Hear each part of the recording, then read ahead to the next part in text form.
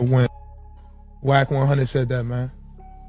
I could tell you what I think about Wack 100. I think it'll be inappropriate. Type shit. Max B, also known as Biggaveli, just snapped on Wack 100 in a whole different way, and this time it was loud and direct. He jumped on a podcast interview and went straight at Wack 100 with zero hesitation, bringing that raw New York energy and making it clear he is not in the mood to play around anymore. No lies, Max B sounded serious the entire time. He has been saying for a while that people keep testing him, and now it looks like he finally hit his limit. Wack 100 came forward waving paperwork, claiming that Max B had documents burned, and that move sparked a whole new wave of talk online. Now people are running with the narrative, saying Max B is a rat.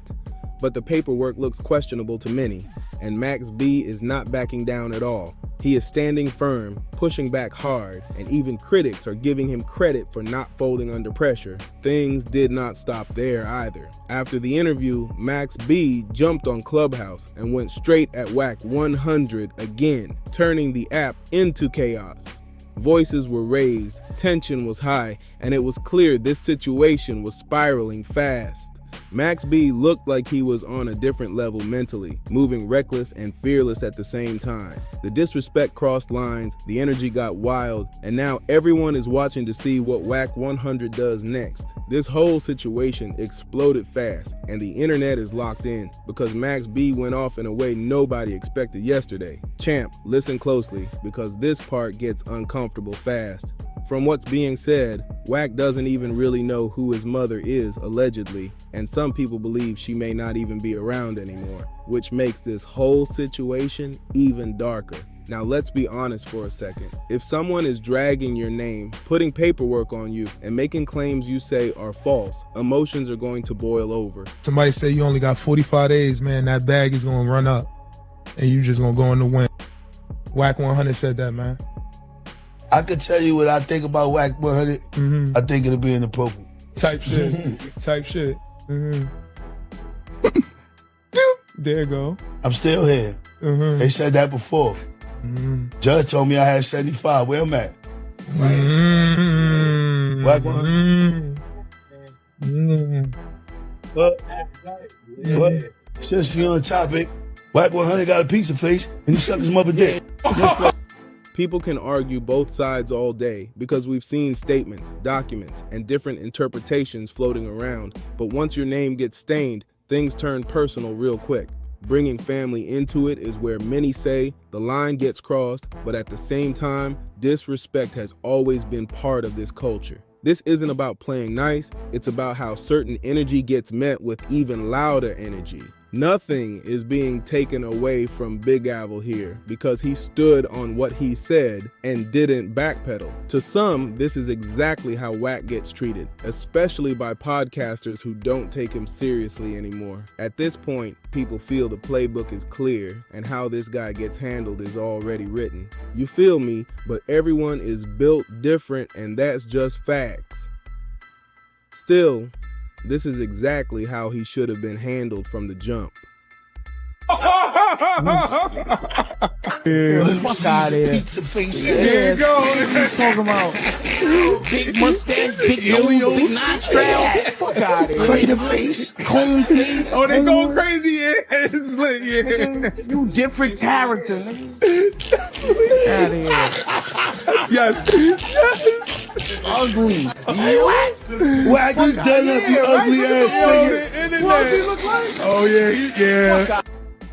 Instead of taking him serious, people laughed it off and kept it moving. And honestly, that approach says more than arguing ever could. No lies, Biggaveli is moving the right way in my opinion. Rat or not, debate that however you want, but the way he's responding is smart, calculated, and loud enough to shake the room. I'm just calling it how I see it, no sugarcoating. Now let's be real for a second. A lot of these jokes and references aren't new at all. People have been recycling the same lines for years, especially those cold jokes that keep popping back up. Still, the timing of the comeback matters, and this one landed harder than expected. From a West Coast perspective, some feel this is exactly how Wack should have been treated a long time ago, but that's just one take. Maybe it's wrong, maybe it's right. but the conversation is happening now. Then someone pointed something out that I can't unsee anymore. They said he resembles Ed Lover, and once you see it, you can't ignore it. That comparison stuck instantly. What really stands out is how people suddenly started piling on. It makes you wonder if it really took Max B coming home for everyone to switch energy like this. Still, respect where it's due, because nobody is moving soft right now. We've all seen situations like this before, where certain figures move around freely and still carry themselves bold, and that's just reality. People forget that labels don't automatically mean weakness. Yeah, it's late. It's You late. go get some, what you call that It's shit lit. they do to the face? The AI shit. What's the shit they rub on your face? The dermatologist shit. Some Neutrogena, nigga. Fucking bumps off. And that nigga look like Ed Lover. Fuck out of here, nigga. Because not everyone fits the same stereotype. Some believe Max B isn't a rat at all. Others think differently, but either way, the response matters, and the comeback was strong. I'm not picking sides here, just calling what's happening, and the pressure is clearly being applied to Wack 100 right now. Things didn't stop with that interview either. Right after, Max B took it straight to Clubhouse, and Wack 100 was already there, loud, talking heavy, trying to control the room. That didn't last long though, because the energy flipped fast, voices got raised, and Wack ended up exiting the room entirely. That moment alone had people watching closely because it showed a real shift in momentum. The crowd reaction said everything, and the room felt different after that. Now here's where people start clowning heavy. Folks online began mocking the idea of Wack trying to lecture anyone, questioning what kind of game he could even give at this point. The jokes flew fast, the sarcasm was ruthless, and the internet had a field day with it. At this stage, it's less about teaching anything and more about perception, because once the crowd stops taking you serious, the damage is already done. At this point, people were straight up joking, saying the only thing left to teach is some fake instructional guide, and it was all sarcasm turned up loud. Not real lessons, just mockery, clowning the whole situation and making it clear nobody was taking that talk serious anymore. All right. Don't let an old mother lean on you and go back up because he can't stand up straight. I'm sitting here listening. I know this music game. Just know this. If a nigga gon' do it, he gon' do it. Don't let them have you around faking like they gon' do it, but they really got you around for something else that you ain't thinking about.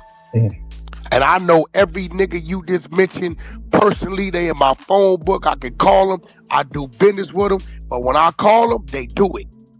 Right? So I'm just telling you, if you are an artist, Khaled, these dudes, I can take Fat Joe could call in there and he can get you a nice distro deal. If he ain't doing that, then but come on, we ain't gonna entertain that conversation. I'm gonna just tell you what everybody can do. Come on, if they not doing it, stop baiting, Wack, stop no, baiting. this is the truth. Wack, This is my friend. Wack, we're not gonna entertain these conversations. So that means you just want to be around me. My business, listen, my bitch, honestly, my business.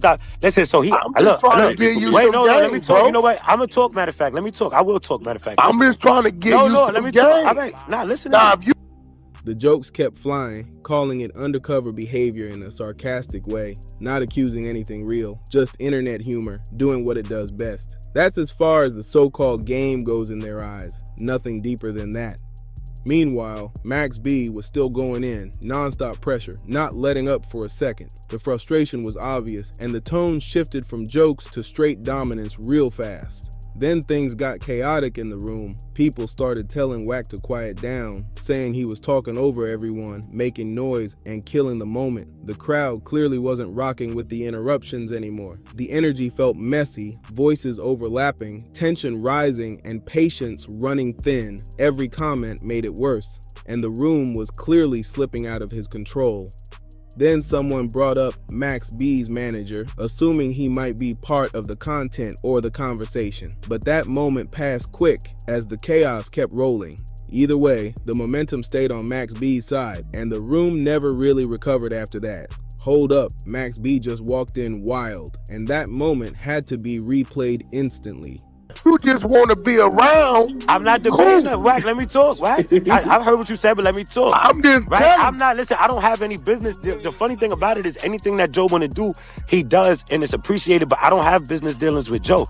My business dealings. This is what I'm trying to tell you. You my do. No, listen. Let me talk real quick. Yes, okay, I have. Listen, let me talk. So listen, I have affiliations. Yes, I have business affiliations. Yes, right. You got business dealing with who? Pistol P, right? With Pistol, yes, in Miami. Pistol P, business. Yes, I know, yes. Okay, listen. That's going. It comes from Joe. I understand what you're saying. Listen to me. I'm telling you what it is. No, bro. Listen, I know what listen, let's skip the ramifications. We know what that is. I'm not discounting that. I'm not taking that away. And I'm not separating myself. I'm just giving niggas up and coming. But I understand what you're saying. No, I understand what you're saying. But what I'm saying. You ain't got to take it. That's cool. Keep spending your it's not that. This is my shit, Wack. I feel like work.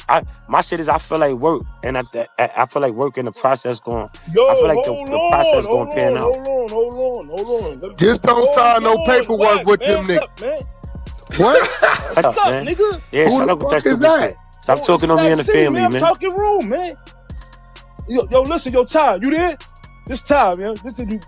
Some people started thinking out loud, saying maybe Wack was trying to grab content, hit record, and flip the situation into something he could use later. Honestly, that assumption doesn't sound crazy at all. It feels like something Wack would do, try to amp up the beef, stretch the moment, and squeeze content out of the chaos.